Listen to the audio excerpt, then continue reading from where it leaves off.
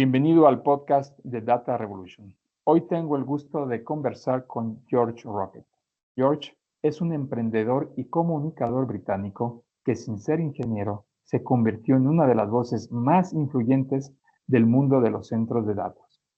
Tras graduarse de Historia y Lenguas Modernas en la Universidad de Southampton, comenzó vendiendo espacios publicitarios.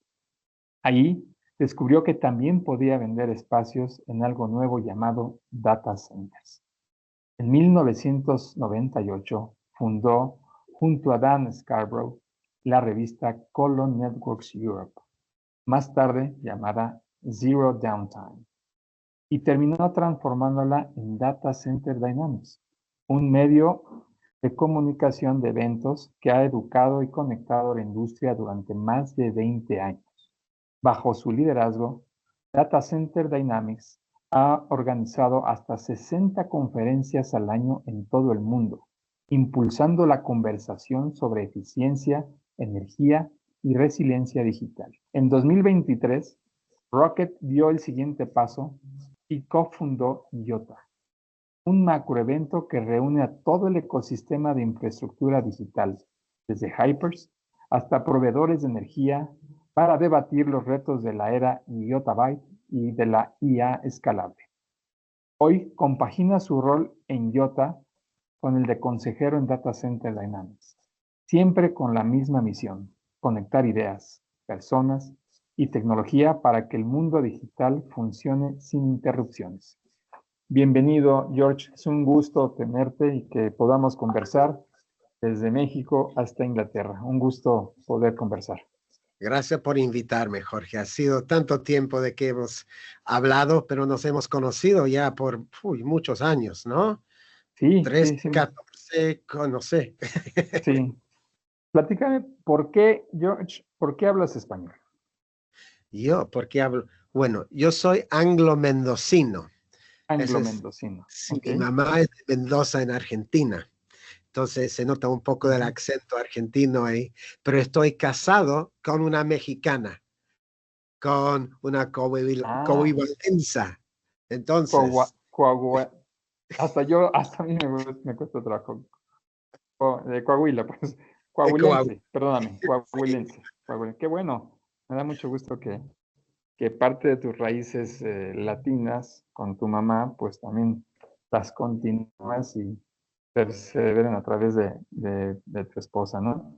Y tu papá es inglés, ¿cierto? Sí. Ah, muy bien. Perfecto, pues qué bueno. Y gracias nuevamente por el espacio. Platícanos un poco, y ahorita leíamos un poquito de tu reseña. Tú estudiaste Historia y Lenguas Modernas. O sea, tenías un propósito en un principio que te apasionaba, me imagino, la lectura de lenguas modernas y algunas otras iniciativas de la historia. Eh, ¿Por qué Historia y Lenguas Modernas, George? Mira, en Gran Bretaña, en Inglaterra, las carreras normalmente, a no ser que uno sea científico o ingeniero, no empiezan en la universidad. Entonces seguí una carrera de letras, ¿no? Y Ujú. realmente la historia y cómo escribir ha sido hasta ahora algo muy importante. No sé ahora con ChatGPT qué tan importante es, ¿no? Pero siempre ha sido importante y eso ha sido mi carrera. La realidad es de documentar, de escribir sobre lo que está pasando adentro de un grupo de gente y conectar gente. La verdad es que ingenieros no son normalmente tan sociales como tú, Jorge. Bueno, yo soy informático, o mi Eh, carrera de licenciatura en informática, pero también pues, especializándome en la IA y todo esto sí es complicado también a sí, veces encontrar esa conexión con personas, ¿no? Ajá. necesita alguien un poco extrovertido, ¿no? Para armar la fiesta. Y de una manera eso es lo que hemos hecho, ¿no? Es una fiesta Llegaste de tú. comunicación técnica por el mundo y juntar a la gente. Entonces, esa es la historia de mi educación. Ok, entonces eres buen escritor, podríamos decir. ¿Te gusta escribir, ya sea en computadora o a mano? O sea, sí lo haces Sí, frecuentemente. siempre escribí. Las primeras revistas que publicamos, yo lo escribí todo, lo edité todo, sin haber hecho eso de antemano. Entonces, hacer un poco de letras Wow. ahí en la universidad fue una gran ayuda, ¿no? De cómo poder compositar información. Ujú. Sí, me gusta, Sí, todavía me encanta escribir, ¿no? Eso es parte de marketing, ¿no? Saber cómo escribir algo, explicar algo. sí, que no es tan sencillo transmitir todas tus ideas hacia la computadora o hacia el papel. Como dices, ChatGPT hoy hace muchas cosas, o los LLMs, que en un momento más platicaremos de ellos.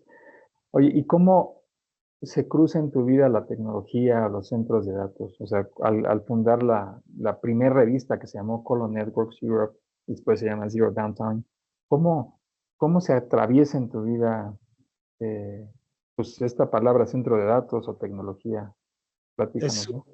es interesante porque como dijiste, yo empecé publicando una revista, la primera revista dedicada a todo este tema. Eso era antes de la burbuja del .com. Del .com, claro. Entonces, en ese tiempo, colocación era una cosa de telecomunicaciones. Gente ponían sus racks en ese tiempo al lado de otro rack para una conexión directa para vender y comprar minutos de otra red. Ujú. Y eso es como empezó. Alguien decía, bueno, yo tengo un espacio con un rack, ponte el tuyo aquí y podemos vender y comprar los minutos de telecomunicación. Y cómo llegué a saber eso, yo estaba vendiendo anuncios y un día alguien me vino, conocí a alguien por ahí que dijo, ay, nosotros estamos tratando de vender espacio en colocación y es súper difícil. Y yo como joven pensé, espacio, yo vendo espacio publicitario, ¿qué tan diferente puede ser? Yo vendo una página a alguien y ellos deciden lo que van a poner en la página. Alguien vende un rack a alguien y ellos deciden lo que ponen en el rack. Obviamente era un poco más complicado que eso y fue súper difícil vender colocation.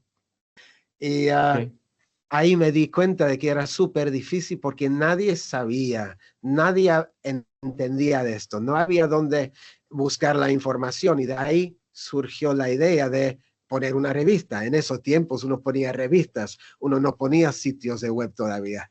Entonces eso era la manera de comunicación. no Entonces digital, en papel, ¿verdad? era en papel, claro.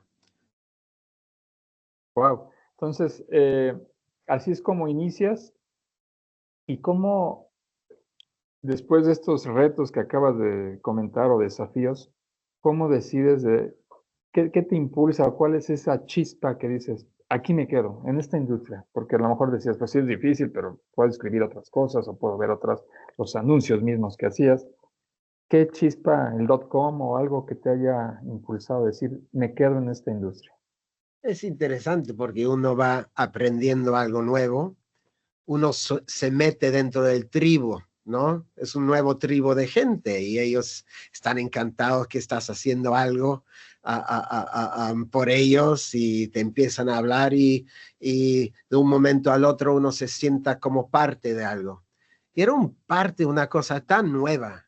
Y no sé, de ahí yo sabía, bueno, hay esta cosa del internet, esto está conectado, en algún momento todo el mundo va a estar conectado, debe ser algo bueno, pero ha sido seguido creciendo y creciendo y creciendo hasta el punto que decimos hoy en día, recién estamos empezando. Entonces me siento como estuve realmente en el nacimiento de una cosa Sí, nueva claro, y siempre era ese impulso, wow, ¿a dónde vamos con esto? claro.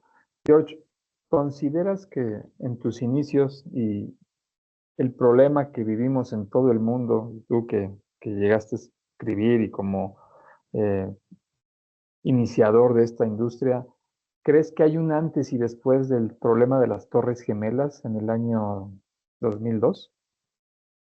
O sea, Yo cuando pienso mucha eso, información se perdió en las Torres Gemelas y se tuvo que reforzar. ¿Te acuerdas ese evento, no? En el sí, mundo. evento Eh, enorme en la historia, ¿no? Hay un ajá, antes y an- después al nivel de macro seguridad, ¿no?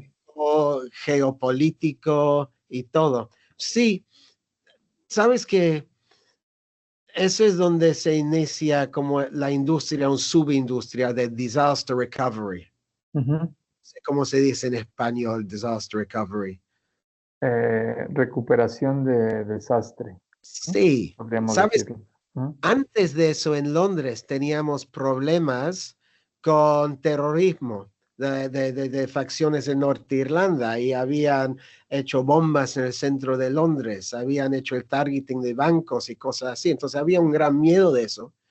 Y ya se estaba poniendo salas afuera del centro con toda la conexión que se necesitaba por si los traders necesitaban mover del centro de Londres e ir afuera, ¿no? Para que no había downtime. Y es en esas salas que empezó el mundo de colocación, porque ya estaban conectados con todo. Los Estados Unidos no tenía ese nivel de terrorismo hasta ese momento. Y pienso eso fue un impulso muy grande de allá. Después de los Torres Gemelos, lo que pasó con Cantor Fitzgerald y otras empresas de tener más disaster recovery.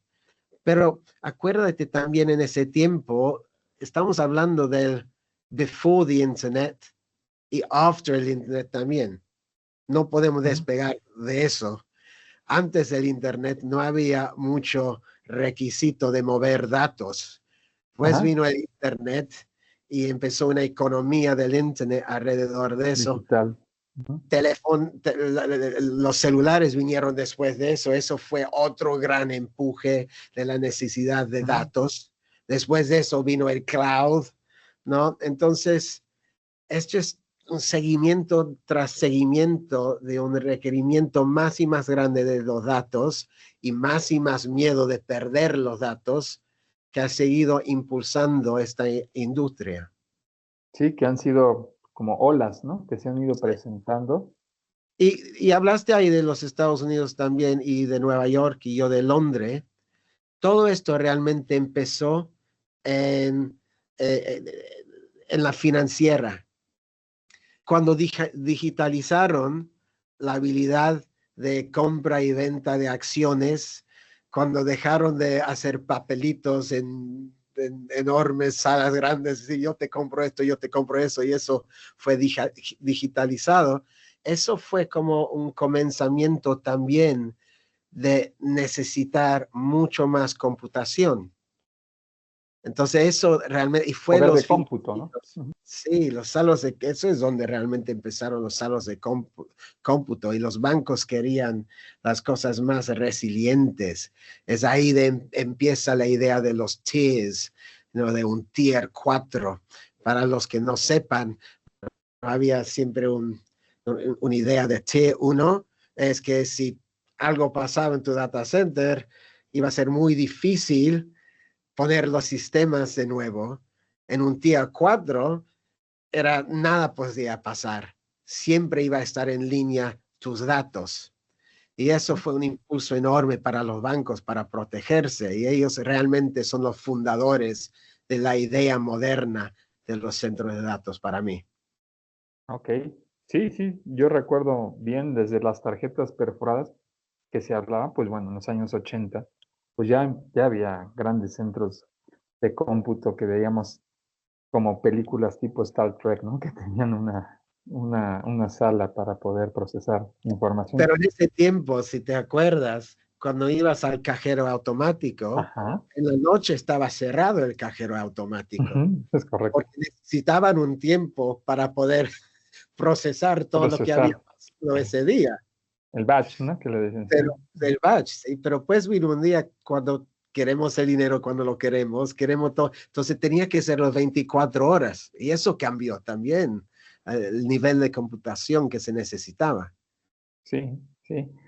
Y regresando, por ejemplo, tu revista se cambia, deja de existir Zero Downtime para pasar y nacer ahora con el concepto de Data Center Dynamics, ¿cierto?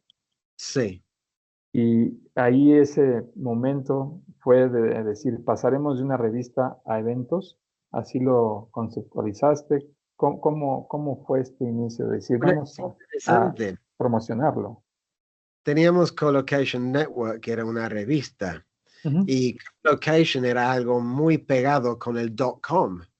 Ujú, porque era, wow, vamos a tener estas empresas que necesitan servidores a patadas para vender sus cosas en línea. Y había empresas haciendo en esos tiempos lo que era infraestructura enorme, que cuando se cayó, cuando se pinchó la burbuja, era, oye, ¿qué hacemos con esto? ujú, En ese instante fue la idea a Zero Downtime que todas las grandes empresas del mundo tenían una sala de computación, tenían algo, y ellos empezaron a comprar colocation. Entonces cambiamos el nombre para enfocarnos más a esa gente y ese mundo que era, ya existía. Todos los bancos ya tenían algo. ujú. Cuando vamos a Data Center Dynamics, eso es cuando ya realmente se forma la idea que un data center es un asset, es una cosa que se puede usar por muchos fines. Y eso es como la empezada de una industria que se dice, ay, somos centros de procesamiento de datos, somos data centers. Y ahí es donde despegue, como en 2002, 2003.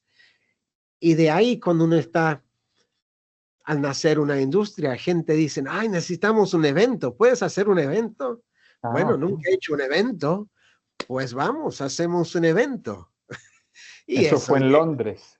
eso fue el primero en Londres y me acuerdo muy bien, había 130 personas en un hotel, había Wow. viajado gente de Nueva York, de partes de Europa, fue muy bonito, fue el primer evento. Y de ahí dijimos, uff, esto tiene alas, esta cosa. ¿Dónde vamos ahora? Vamos a Nueva York. ¿Ahora dónde vamos? Vamos a San Francisco. ¿Ahora dónde vamos? Y vamos a Francia y empezamos a hacer eventos a patadas, pero eran todos muy chiquititos, porque era una cosa que poca gente sabía, ¿no? Sí. Y de ahí despegó.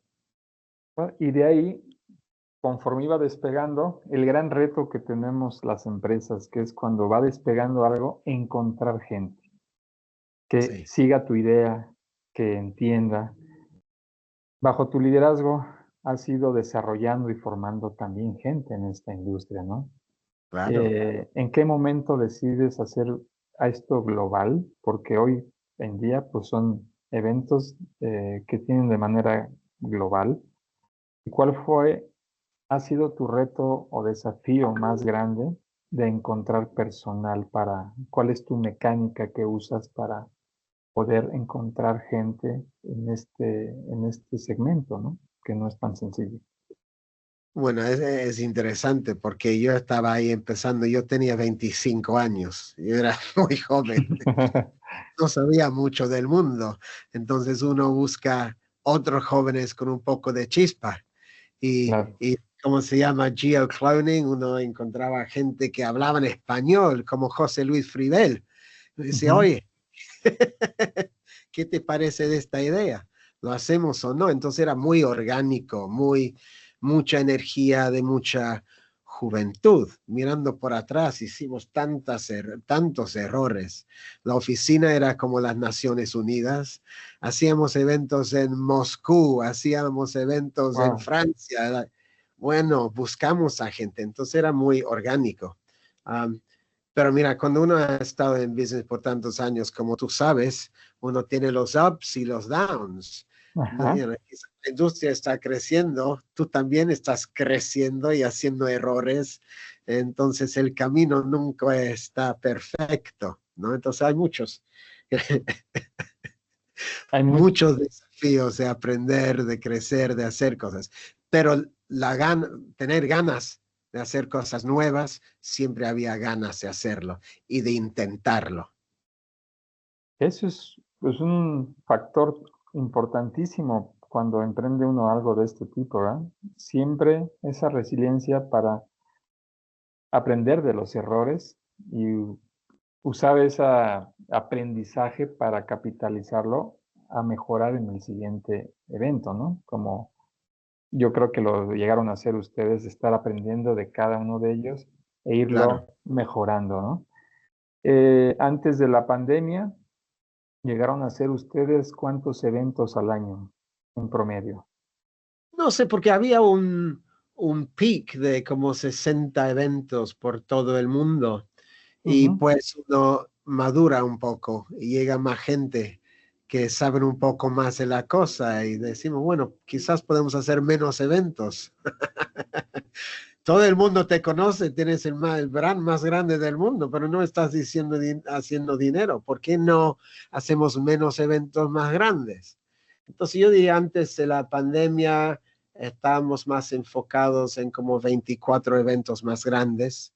Si ves hoy Ujú. en día que uno empezaba con un evento de 130 personas, ahora tenemos eventos con 3,000 o más personas. Entonces es otra dinámica, ¿no? Y para lanzar algo así uno necesita mucho más tiempo, más inversión en eso. Entonces es una historia de mucho aprendizaje a lo que dicen en inglés.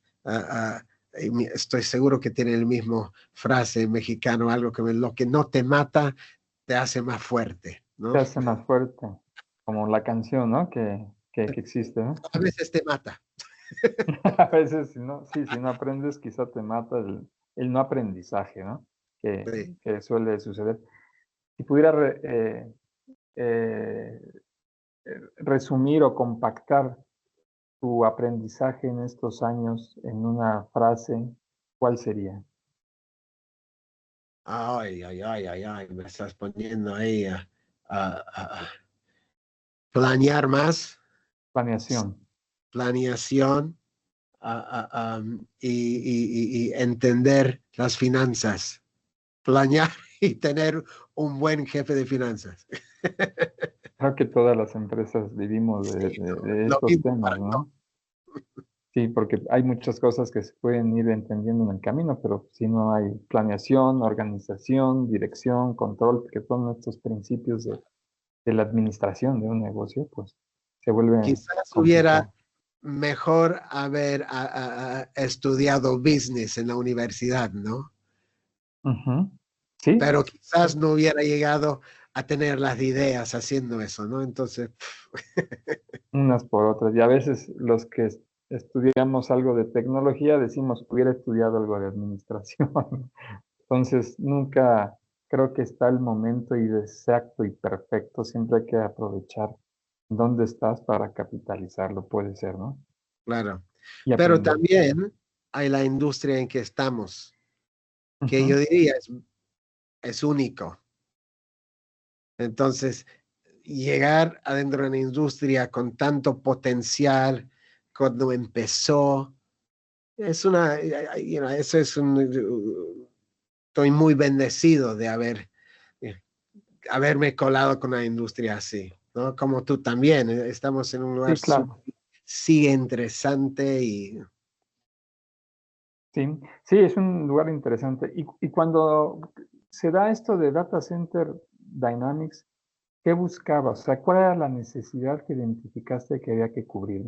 Hay que difundir algo, ¿no? O sea, ¿cuál fue la necesidad que querías cubrir, George? yo diría en esos tiempos era como un trabajo de evangelismo. Si uno tenía la oportunidad de escuchar a alguien decir algo verdaderamente interesante y que tenía potencial de ayudar a otra gente, pero ellos no están ahí, necesita crear el medio para que eso empiece, ¿no? Para que ellos lo escuchen. Hay que crear el plataforma para eso. Hablamos en temas de eficiencia energética, ¿no? Me acuerdo, había un señor en Nueva York, Don Beatty, con una asociación ASHRAE, que Ujú, empezó that's todas las right. normativas. Ellos están en un grupito, en una pieza, hablando entre ellos esta cosa. Es like, wow, el mundo necesita saber esto. Eso va a acelerar lo que ustedes quieran. Entonces, nosotros éramos un canal para poder hacer eso. En esos tiempos ayudamos al Green Grid, al ASHRAE, a difundir estas, lo que eran verdaderamente nuevas maneras de pensar en infraestructura. Y eso es evangelismo en en la idea puro de eso. Sí, sí, que es un evangelismo que quizás no termina porque todo esto está cambiando y más hoy con la IA, pues dramáticamente todo el tiempo, ¿no? ¿Cómo le explicarías a tu hija de 5 años o a alguien quizá un poquito más grande a qué te dedicas? O sea, ¿qué haces, papá? Esa es una pregunta súper interesante. A mi hija no la voy a explicar. Organizo fiestas y viajo. Ella no Ok. tiene teléfono, espero por muchos años, no mira mucho televisión, no tiene un concepto de esto. Y espero que eso quede así por mucho tiempo. Am, pero ya cuando un joven tiene un concepto de eso, como usuario, uno ya puede explicar, ¿no? ¿Dónde te estás mirando la televisión, el internet, eso dónde vive? Uno Ujú, puede empezar de ahí, pienso. Pero ¿cómo explicas a un joven de dónde viene la electricidad? Es la misma cosa, ¿no? claro. Hay una idea que prendemos el botón y hay luz. La mayoría del mundo no piensa en cómo se generó esa luz, just quieren que estalle la luz. Y me imagino es, Disponible. sí, Ujú. Como el problema que vivimos en España, ¿no? Si no hay luz, pues no hay nada, ¿no? No había nada. Digo, ¿cuál fue la peor afortunadamente. cosa para la juventud? ¿Que no hay luz o que no hay internet? Sí, ese es un tema difícil de explicar, ¿no? Entonces tú dirías, por ejemplo, a un niño, ¿a qué te dedicas? ¿A la infraestructura o cómo dirías cuál es Yo voy a más qué a la te idea dedicas? de editor, no es más como un diario, un noticiero, reunir a la gente y uno dice, oh, ustedes, ¿a quién conoce? Ay, fui a ver a mi médico. Oh, bueno, tú sabes que los médicos se juntan para poder ayudar uno al otro. Bueno, yo junto a la gente para que se ayuden uno al otro. Es tan difícil explicar los medios. Sí, sí, no es sencillo, sobre todo esto que es como en su momento platicando con José Luis en la otra charla que tuvimos, dijo que el data center era el héroe invisible, ¿no? Ah, Donde poca gente lo veía, pero claro. todos lo necesitamos al final, ¿no? Sí, Es sí, sí, sí. parte de esto. Eh, Continuando con la historia de Data Center Dynamics y antes de hablar de IOTA, hoy ustedes tienen cuántos eventos centralizados a nivel global, George. Bueno, mucho menos que antes. Hacemos ay, Dios, que tres, cuatro, cinco, como siete, ocho, pero son eventos Ok. mucho más grandes, mucho más regionales. Por ejemplo, hacemos Ujú. evento en Cancún para toda Latinoamérica. Acabamos de tener un evento en Bali, en Indonesia, para todo Asia, porque es muy fácil para llegar. Eventos en Londres, acabamos de reponer un evento en Dubái. El año Dubái. que viene estamos volviendo a la India, Mumbai. Hicimos nuestro primer evento en India hace 20 años y dejamos de hacerlos por unos años después de COVID y ahora estamos volviendo ahí. Entonces los eventos tienen mucho más escala, más tamaño, pero también mucho del trabajo que hacemos es en los medios de los sitios de web. Tenemos 20 editores que están escribiendo todo el día, que millones de gente en el mundo leen las noticias nuestras. También hacemos training, formación por muchas empresas Ujú. por el mundo, como tú sabes. Entonces, estamos trabajando en muchas partes de este ecosistema, ah, ah, ayudando básicamente que la gente aprenda y que la gente se conecten. Entonces no es solo en eventos hoy en día, pero me encanta un buen evento. Hay mucha energía y la gente realmente puede encerrar la mano. Básicamente, a pesar de toda esta informática, el business y las amistades realmente se ponen fuerte cuando uno se ve. Cara a cara, ¿no? Ujú. Sí. Claro. Y ahorita que hablas de la India, ¿cómo ustedes han decidido ingresar a algún mercado? O sea, ¿qué les motiva para decir, la India es excelente oportunidad, o algún otro mercado, Brasil, hemos visto en Emiratos Árabes, etcétera.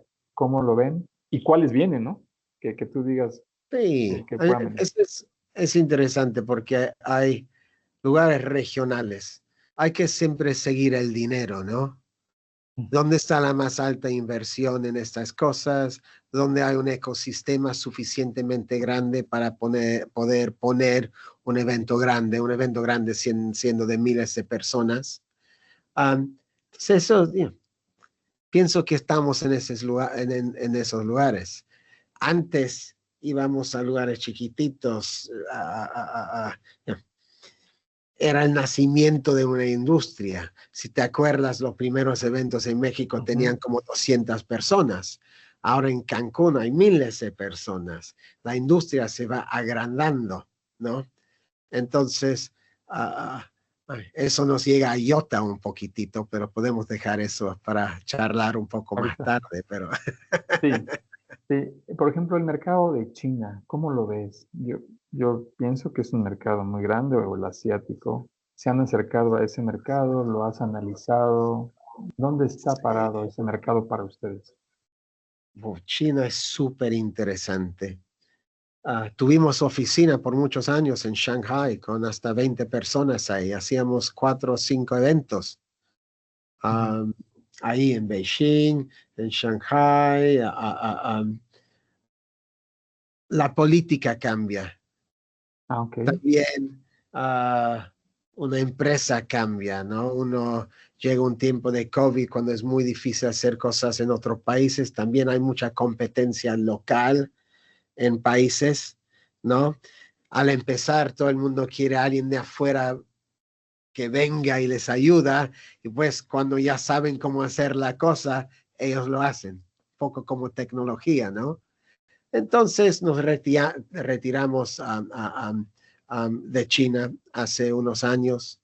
Uh, es interesante, es súper interesante, porque ellos tienen planificación más industrial allá. Ellos Ujú. tienen algo que nosotros en el occidente no tienen tanto, que es planifican su energía antes de planificar sus centros de datos. Wow. Planifican a los mercados y ecosistemas que van a apoyar de ciertos lugares, ¿no? Entonces China tiene siempre esos planes que han tenido cada 5 años, ¿no? A nivel nacional. Y el primer plan a este nivel fue hace muchos años de manufacturación. Y empezaron a hacer todos los servidores y componentes informática de todo el mundo. El próximo era de hacer data centers y era más a nivel financiero alrededor de Shanghai y cada vez aproximando más a Beijing, al núcleo del Estado, donde eso es ahora como una conurbación digital de IA, ¿no? Ujú. Entonces, eso ha sido planificado.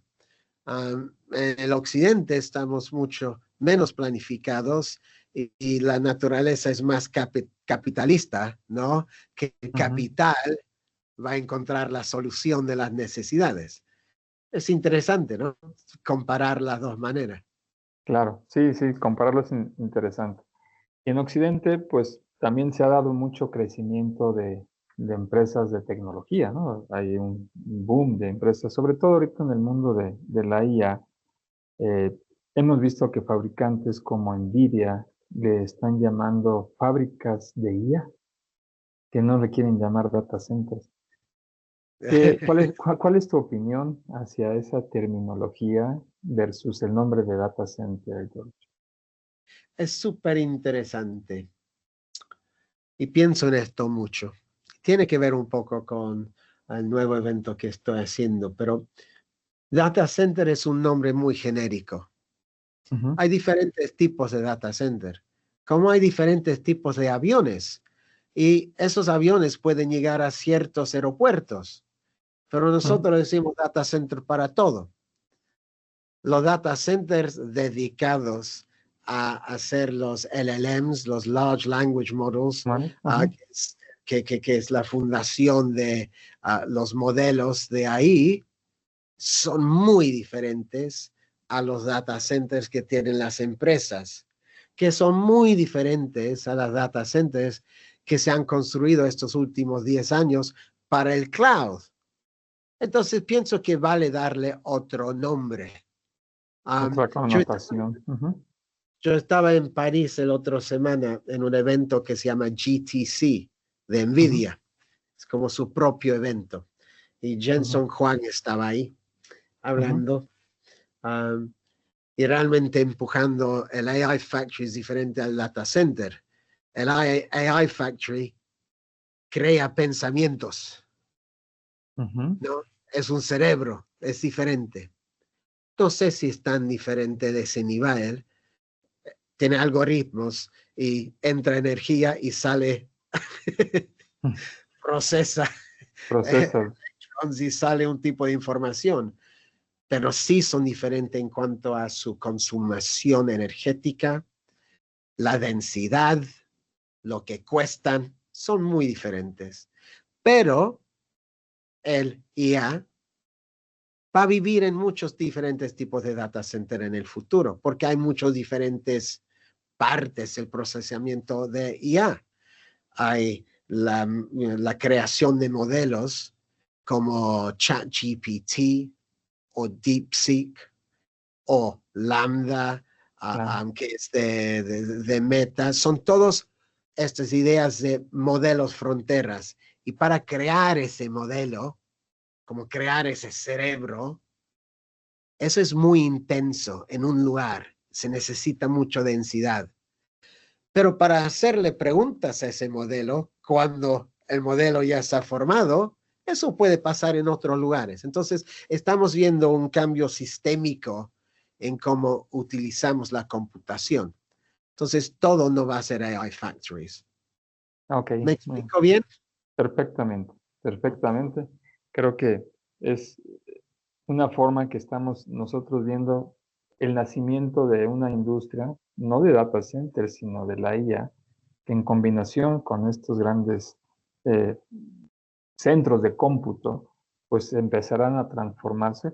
Ya escuchamos una forma de llamar la factory de IA, quién sabe qué vayamos a encontrar más adelante. Pero en conjunto con esto, George, está la capacitación, y que parte de eso la hacen ustedes, para las personas, para los responsables de un centro de datos. ¿Cómo ves tú la transformación? ¿Qué habilidades necesitará el encargado de un centro de datos con esta transformación? No solamente hablamos de la infraestructura, ¿no? Como puede ser energía y clima o aire acondicionado o telecomunicaciones, sino en general, ¿ves una transformación en las habilidades de un responsable o responsables de un centro de datos? Es una pregunta muy interesante. Pienso que en un centro de datos hay muchas diferentes disciplinas que se junten. Para llegar ahí necesitas tener una disciplina y la gente llega con su disciplina y pues Muy, empiezan a entender las otras cosas que están pasando. Y eso viene con una cierta cabeza, un approach a estas cosas, ¿no? Que estar disponible 24/7 todo el tiempo, la seguridad, una responsabilidad enorme por lo que vive ahí, porque si eso falla puede tener repercusiones mucho por toda la economía. Entonces, primero hay esa cosa. Por eso, consecuencias. en los Estados Unidos, mucha gente viene del ámbito militar y ya llegan con una formación de, ok, esto es importante, necesito proceso, ¿no? Um, es una carrera interesante para la gente porque también es entender un sistema, ¿no? Y cómo interactúa diferentes partes del sistema, cómo se encuentra con ingenieros mecánicos que saben bastante de ingeniería eléctrica, el mecatrónico, el civil va ahí, ¿no? Y pues hay el TI que va ahí. administración de sistemas, seguridad. Y todo eso tiene que jugar bien en un conjunto. Cierto. ¿Lo podrías comparar como un avión? Un avión tiene estas especialidades para construirlo y que siempre esté arriba y no falle, ¿no? Cuando esté volando. Y de ahí nace la carrera de aeronáutica, que Sí, tuvo que cubrir todas las especialidades. sí. ¿Veremos en algún momento alguna especialidad hecha para esta industria? ¿La ves venir en algún momento del tiempo? Sí, Sí. a un alto Ok. nivel, pero todavía necesita Falta gente. tiempo, ¿verdad? Falta tiempo. Y también los sistemas de administración operativos van a ir cambiando. IA Ujú. va a jugar más adentro de este mundo. Pero sí, a mí yo lo veo. Yo ahora pienso que no hay una industria de data center y de CPDs, y no hay una industria de telecoms, y no hay una industria de computación. Lo veo que hay una industria de infraestructura digital que administra datos, que empuja electrones. Eso es la industria. No decimos, como tú acabas de decir, no decimos, yo vengo de la industria de terminales de aeropuertos. Claro. No decimos eso. Yo soy parte de la industria aeronáutica. Eso puede ser alguien que hace los motores en Rolls-Royce, alguien que hace las alas, alguien que crea la comida para un avión que tiene 700 pasajeros. Eso no puede ser muy fácil tampoco. Y todo eso está coordinado. La coordinación de esto viene con entender lo que está pasando a un mucho más largo plazo. En nuestra industria ahora no estamos haciendo eso. Y yo refiero a esto como el momento del jet engine de informática. Y tengo una hipótesis A sobre ver, esto. ¿cuál es? Imagina si estás volando el primer Airbus A380, el más Ujú. grande avión de Enorme. Ujú. pasajeros, ¿sí? Estás haciendo la primer entrego y estás haciendo al aeropuerto Charles de Gaulle. Estás volando a una hora de llegar a Charles de Gaulle, te pones ahí en la radio. Hola, Bird A380 número 1 va a llegar en una hora. Estamos muy emocionados de traer el primer avión. ¿Están preparados para nosotros? Y vuelve la respuesta, ¿cómo preparados? Somos un aeropuerto, claro que sí. No, pero tienes la posibilidad de tener más peso ahí, Ujú, tienes claro. un nuevo terminal para entrar y sacar la gente de doble vía, es más largo para poder aterrizar. No, nadie nos dijo.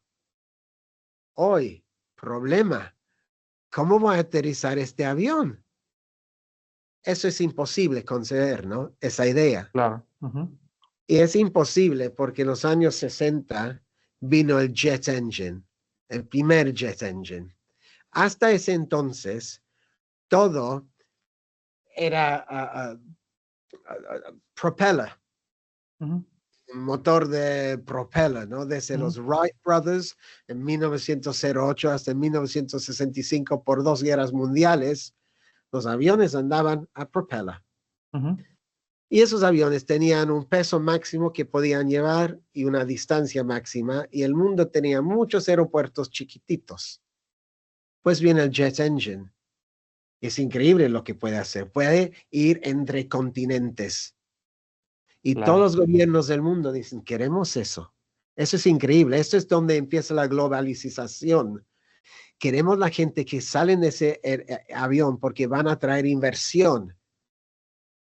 Pero necesitas aeropuertos enormes. Si no hay un individuo que tiene el dinero para hacer eso. Y Aeroméxico y British Airways y Pan Am necesitan un flete de muchos aviones y nadie individual tenía el dinero para hacer eso. Entonces había que formar nuevos mecanismos de capitalización. Los gobiernos y el público tenían que decidir dónde iban a ir estos aeropuertos internacionales. Y para hacer eso, uno necesitaba saber dónde iba a ir esta cosa en 10 años. Entonces la gente se juntaba para hablar de eso, porque si uno iba a invertir tanto dinero, uno quería saber que Ah, tu inversión estaba bueno. Ok, ahora miramos hoy en día. Acabamos de crear los nuevos jet engines como GPUs, General Processing Units. ujú, Increíble. Hasta ahora, Propeller Engine era el CPU. Ahora es el GPU. ujú. Pero nadie ha informado a la industria cómo hacer el fuselaje, cómo hacer las alas. Nadie ha dicho cómo deben ser los aeropuertos. Solo han vendido el motor. Rayos. Ahora todo el mundo está diciendo, ¿cómo hacemos eso?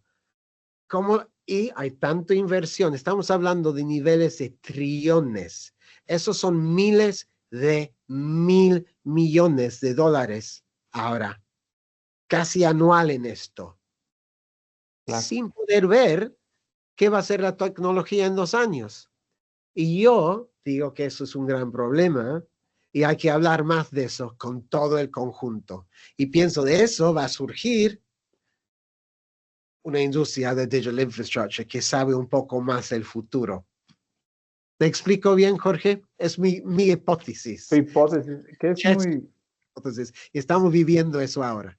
sí, muy interesante. Y parte de lo que dices que ahora el Jet Engine podría ser los GPUs o los GPUs, son parte de esta infraestructura para echarlos a andar, puede ser esto que conocemos como liquid cooling, ¿no? Que es una nueva tecnología para, quizá no es tan nueva, pero se está empezando a utilizar para enfriarlos, para Pero enfriar toda la infraestructura.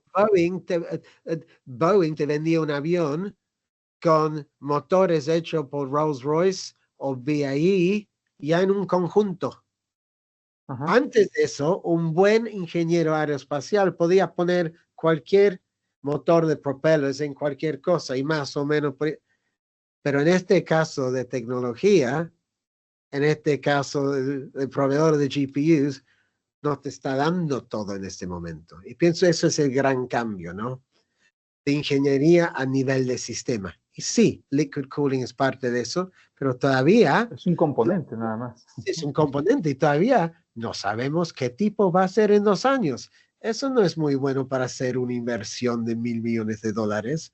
No saber si el data center que vas a invertir va a funcionar para ese avión en 2 años. Entonces, pienso que eso es el momento de maduración de una industria. Es normal, viene más dinero, hay que hablar más de la cosa y los gobiernos quieren esto, como querían los aeropuertos. ¿Cómo querían el aeropuerto Benito Juárez para ser enorme, para atraer a turismo, para atraer inversión? Los gobiernos quieren AI factories, pero es un poco más es más allá del lado privado tradicional de la inversión. Y pienso que eso va a ser un gran reto. Lo están haciendo, pero eso es donde estamos ahora. Excelente. ¿Qué le recomendarías a un responsable que va a construir a un centro de datos con todo lo que nos acabas de platicar, de comentar? ¿Qué le dirías? ¿Por dónde tiene que hacer su planeación? Ya que hablábamos también de planeación. ¿Qué tendría que tener en mente como uno de los factores más importantes para su proyecto? Ay, mira, yo no soy ingeniero ni soy consultor, pero volviendo a esa idea que hoy en día estamos construyendo diferentes aviones, ¿qué aviones vas a construir? Dedicarse a construir ese avión bien, entendiendo totalmente los pasajeros, el costo que va a ser y entender si puede ser más flexible porque el mundo está cambiando. Si estás construyendo ese avión, puede cambiar de la idea de ese avión en 2 años o no. Pienso flexibilidad es muy importante hoy en día. Entender para quién estás construyendo una cosa y también tener una idea de qué van a ser las tecnologías que puedes traer en 2 años que cambia lo que has hecho. Claro, que algunos especialistas con esto que estamos viviendo dicen que deberíamos de tener tres aspectos, ¿no? Que serían adoptar tecnología nueva, o sea, entenderla, adaptar, saber qué cambios puede tener esta infraestructura y aprender, ¿no? Porque todo este momento es de estar en constante aprendizaje. Y bueno, ahora pasamos, George, a esta etapa que en el 2023 iniciaste como una idea. Quisiera que nos dijeras esta idea de IOTA. Nace con qué objetivo, y no compite, yo creo, con DSD, pero qué objetivo o qué busca cubrir IOTA y de hecho qué significa IOTA, ¿no? Que hemos visto. Bueno, IOTA viene de yottabyte. Yottabyte. Es el número de datos más grande que existe. Eso es 10 al poder de 23 o 24. Hay muchos ceros. Es un número muy largo. Para poner ese número en contexto, un zettabyte se necesita 1000 zettabytes para un yottabyte. Ahora, imagina lo que es un zettabyte. Porque yo tengo varias explicaciones un zettabyte. Si te llenaras el Pacífico, el Océano Pacífico, con granos de arroz, sería un yottabyte de granos de arroz para llenar el Pacífico. Si podías grabar todas las palabras dicho por un ser humano por los últimos 200,000 años en un MP3, eso sería un yottabyte. Es una cantidad muy grande De datos. Hoy en día, se parece que estamos, no sé, a 150, 200 zettabytes de producción, almacenamiento y transportación de datos en el mundo. Entonces estamos llegando a la era de yottabytes. Eso es mucho. Demasiado. Sí. Imagina, si para hacer eso se necesita 4 veces la energía que se consume hoy en día, 4 veces, si lo ves linealmente, 4 veces la transportación, los networks para hacer eso, y eso no es posible. Entonces sabemos que vamos a encontrar eficiencias. Entonces, para hacer esa escala de infraestructura que requiere la humanidad, la idea es que tenemos que pensar de otra manera y otra forma. Y eso es el propósito de IOTA, un evento en Las Vegas que queremos hacer grande, muy grande, y traer lo que yo llamo los diferentes tribus del mundo de infraestructura digital. Y los llamo tribus porque es antropológico. El tribu de los data centers le gusta juntar porque son amigos. Han formado una lengua propia que ellos entienden. Juntos tratan de vencer los retos que hay, juntos ahí. Y nosotros ponemos lo que se llama un silo, que se habla mucho en informática, el silo. Los silos, ¿no? Los silos alrededor de ellos, pero es un tribu. Hay otros tribus, el tribu de computación, el tribu de networks, el tribu de telecomunicaciones, el tribu de satélite, el tribu de energía, el tribu energético, el tribu de inversión. Son todos tribus que han creado su propia lengua y miran a sus problemas de adentro del silo. Y la idea es, con IOTA, que tienes que traerlos todos juntos un poco más para que uno aprenda del otro. Es una buena iniciativa, ya juntar a la industria que depende una de otra, ¿no? No es Claro, para que claro. aprendan qué lengua usan, cómo ven sus problemas. Si sos Google, uno tiene la oportunidad de sentar arriba a esos tribus y uno puede crear un microprocesador. A la misma vez puedes poner fibra óptica por todo el mundo y también puedes hacer tu propio data center. Uno lo ve como una optimización de un sistema enorme. pero la mayoría de gente no hacen eso. Ahora, para enfrentar el requerimiento de ahí, de IA, digo yo que tenemos que juntarnos más. Y entonces la idea de juntar a gente para discutir este momento del jet engine de una industria, eso es el propósito de IOTA. Excelente, es un excelente propósito y deseo que tenga mucho éxito porque viene el segundo año de IOTA, ¿cierto? El segundo año. Estamos trayendo a la gente de OpenAI, Muy tenemos bien, gente de microprocesadores, tenemos el mundo de TI que está presentando el mundo de energía, de networks, hablando. Lo que yo digo, están hablando, el programa que he hecho, concebido, es de los retos sinergísticos, no los retos de un canal, de un tribu. Entonces, un reto claro, sinergístico es densificación. Si tú estás trabajando en Telmex, en un centro telefónico, tú tienes un problema con densificación de equipamiento. Si estás trabajando en IA, tienes un problema de densificación de servidores. Si estás invirtiendo, tienes un problema de densificación de fondos. Entonces, ¿por qué no hablamos del proceso de densificación? ¿Por qué no hablamos de perspectiva de todos los siglos, de resiliencia? ¿Por qué no hablamos de eficiencia de todos los diferentes puntos de vista? Y esa es la idea del evento. está excelente. Nada más dinos qué fecha es el evento para que lo conozcamos. Plug es el 8 al 10 de septiembre en el MGM Grand en Las Vegas. Um,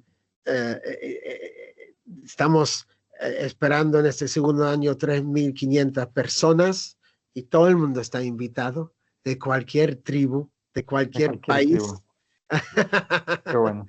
Tenemos gente de Latinoamérica viniendo de Quito y de Brasil, de Lea, y mucha gente que está viniendo. Espero que tú vas a estar disponible como mi invitado de honor, Jorge Silva. Será un Uh, placer. pero sí, la economía moderno reside sobre esta fundación de Digital Infrastructure. Entonces necesitamos una plataforma muy grande para atraer la gente, para hacer un poco de más de ruido, para que un día el niño de 9 o 10 años lo pueden entender de una manera fácil. Dicen, ¡ay! Eso tiene que ver con ese evento IOTA. Y si Sí. quieren encontrar todo lo de IOTA, el sitio web es www.iota, event.com. Ajá. Línea media, que es el dash, ¿no? Que ya event.com.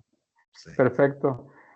Pues ya por último, o podríamos estarnos un buen rato, George, aquí platicando y gracias por toda esta charla que nos has enriquecido mucho a los que nos dedicamos a esto. ¿Qué te gustaría a ti, George, de dejar de legado en esta industria que está creciendo? ¿Cómo te gustaría que fuera visto todo esto que has realizado en los últimos 25 a 30 años?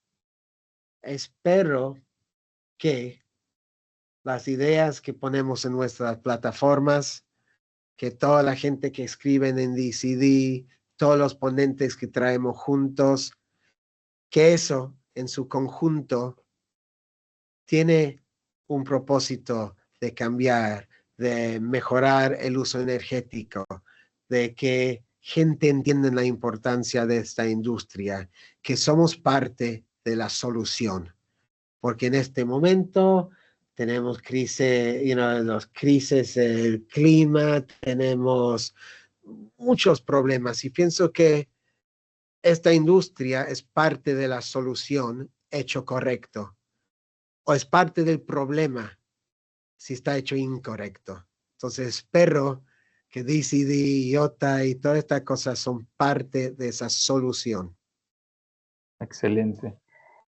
Te agradezco mucho el tiempo, George. Ha sido enriquecedor platicar contigo. Espero verte pronto por allá en Utah, en algún otro evento. Sí, Y gracias por acompañarnos. ¿Algo más que quieras compartirnos y muchas agregar? gracias. Muchas gracias por la invitación. Sabes, mi corazón está ahí en México con ustedes siempre. Muchas gracias. Igualmente, ha sido un placer y ha sido un honor. Y amigos Ok, de Data Revolution, recuerden que la gasolina del mundo son los datos y gracias a gente como George podemos entender lo que es la infraestructura, la informática y las telecomunicaciones, todo en gente como él que nos va ilustrando día a día. Nos vemos pronto, estén muy bien y seguimos en The Data Revolution. Gracias.